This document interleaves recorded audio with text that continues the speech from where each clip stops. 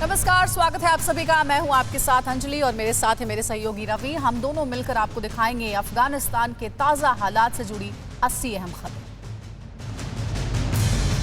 अफगानिस्तान में सैनिकों की मौत का अमेरिका ने बदला शुरू किया। आईएसआईएस के ठिकानों पर अमेरिकी सेना का ड्रोन स्ट्राइक।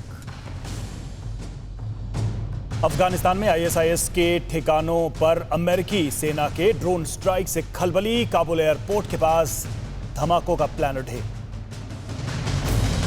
अफगानिस्तान के नांगरहार में अमेरिकी सेना ने किया ड्रोन स्ट्राइक। पेंटागन का बयान, कहा हमने टारगेट को उड़ा दिया। पुर्तगाल के राष्ट्रपति मार्सेलो रेबेलो ने 4 पुर्तगाली सैनिकों को दी बधाई। सैनिकों की मदद से पुर्तगाली नागरिकों का हुआ सुरक्षित रेस्क्यू। अफगानिस्तान में फंसे ब्रिटेन नागरिकों के लिए परिवार वालों ने ब्रिटेन में जताई चिंता। अफगानिस्तान में अभी भी 1000 लोग छूटे हैं।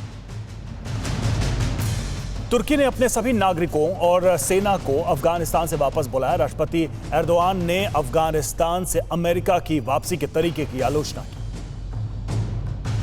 जैश-ए-मोहम्मद चीफ मौलाना मसूद अजहर के तालिबान कनेक्शन से जुड़ी बड़ी ब्रेकिंग न्यूज आई है। सूत्रों के मुताबिक 17 से 19 अगस्त तक मसूद अजहर अपने भाई रऊफ के साथ कंधार में था। मसूद के साथ उसका तीसरा भाई अम्मार भी कंधार में मौजूद। सूत्रों के हवाले से खबर, India's most wanted Masood Azhar ने तालिबान से कश्मीर को दहलाने की मदद मांगी। हालांकि तालिबान भारत को यह भरोसा दे चुका है कि कश्मीर से उसका कोई लेना देना नहीं।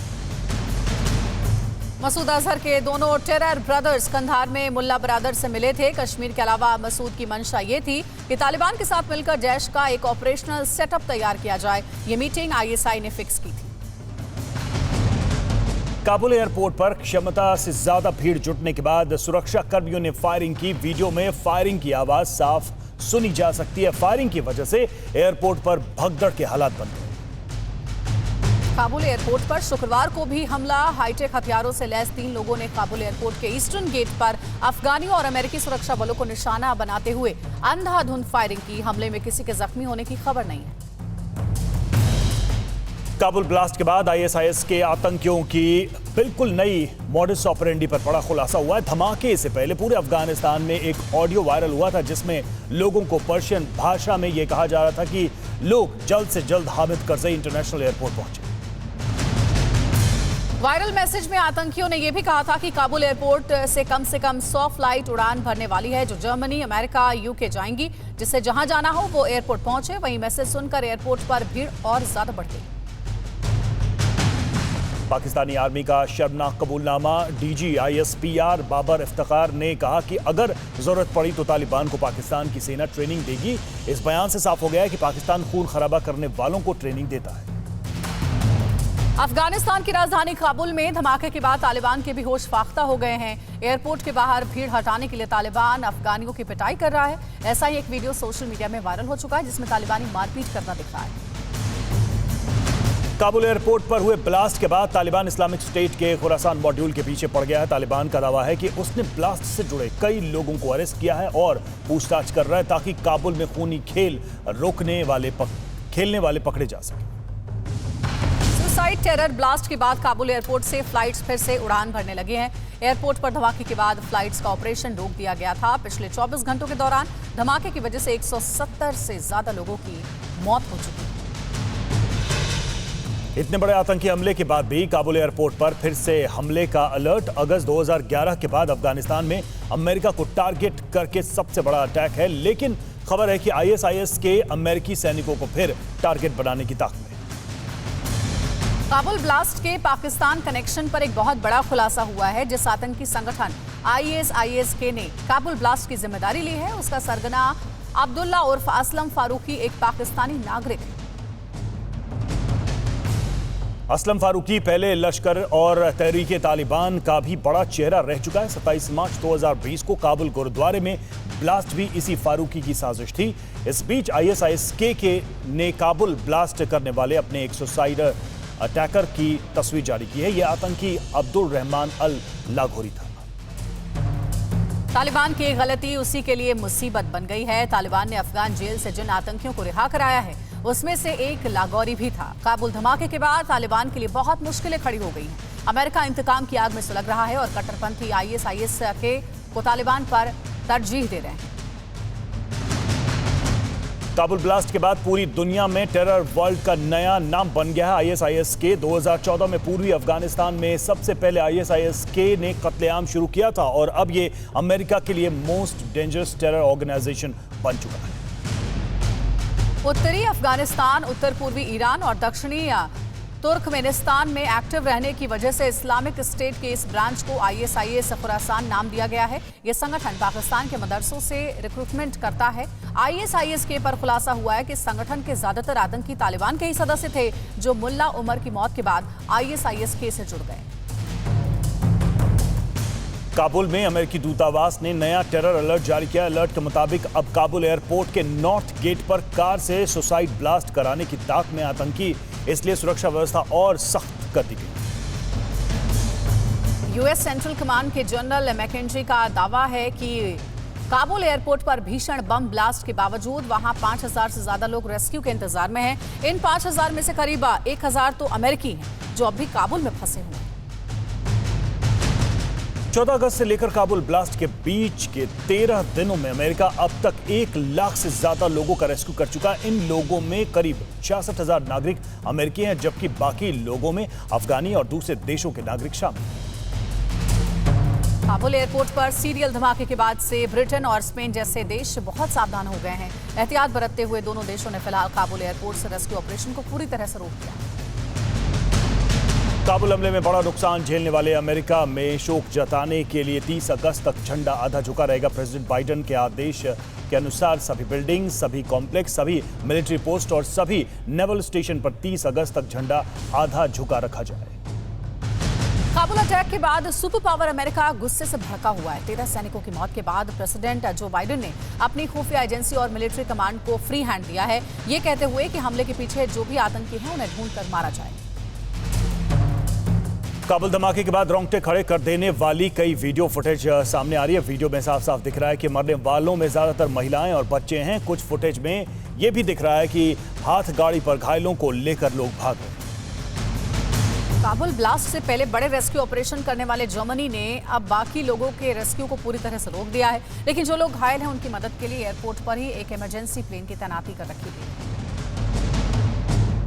पाकिस्तान में चीन के सुरक्षा कर्मियों और सेना के जवानों के साथ कई टॉप ऑफिसर्स की तैनाती बढ़ा दी गई है, जिसका पाकिस्तान में विरोध होने लगा है। डिफेंस एक्सपर्ट्स चीन की इस बेचैनी के पीछे तालिबान कनेक्शन को जिम्मेदार ठहरा है।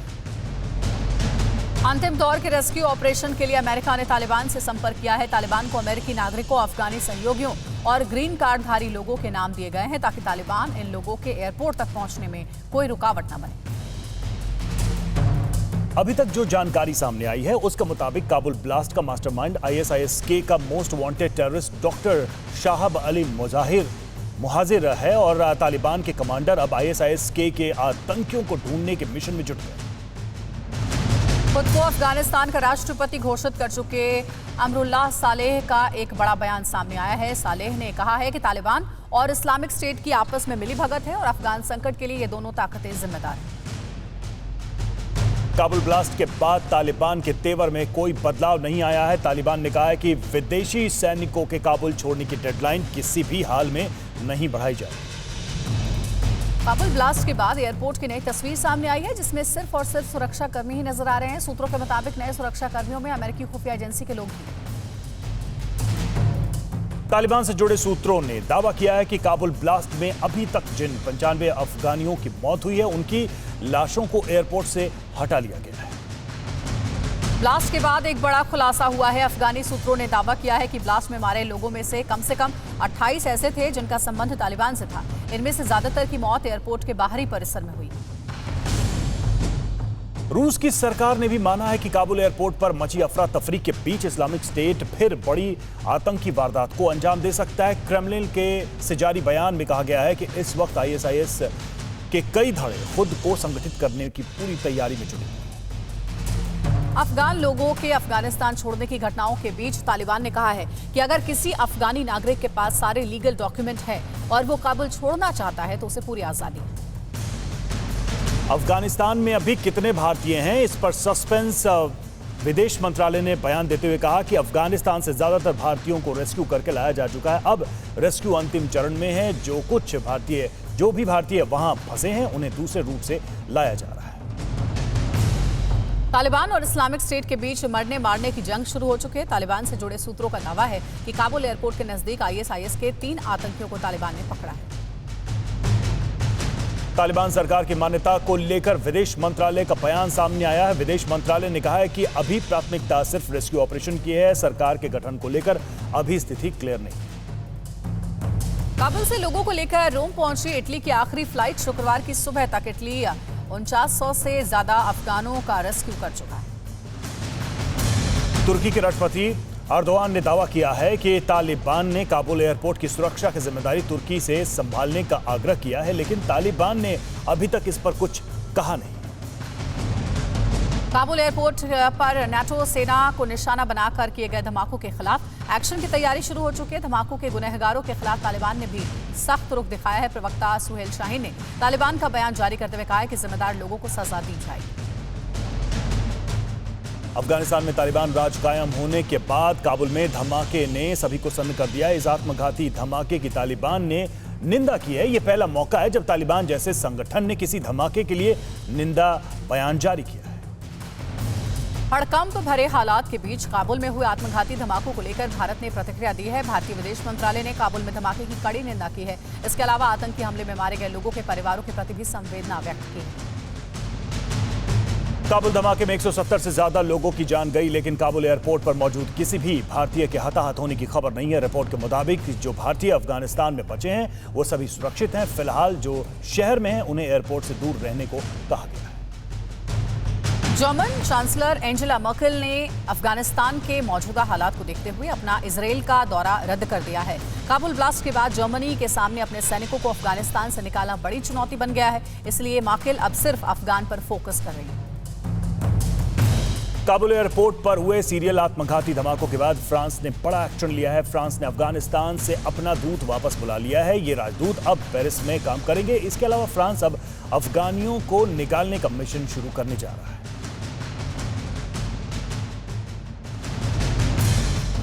अड़ी सोमवार से शुक्रवार शाम 6 बजे सिर्फ TV9 भारतवर्ष पर।